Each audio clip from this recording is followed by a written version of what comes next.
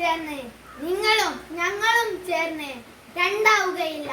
നമ്മളെന്ന വലിയ സുന്ദരമായ ഒന്നാവുകയാണ് വേണ്ടത്.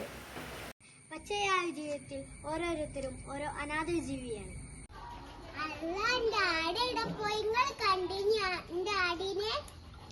കൊല്ലണമെന്ന് വേഗം പറയാ, കൊല്ലുകയും ചെയ്യാ.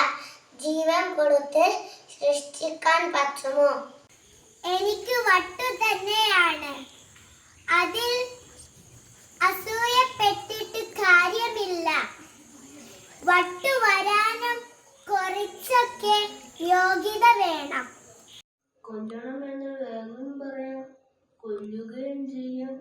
ജീവൻ കൊടുത്ത് സൃഷ്ടിക്കാൻ പറ്റുമോ? താങ്കളാണോ വൈക്കം മുഹമ്മദ് ബഷീർ? അല്ല.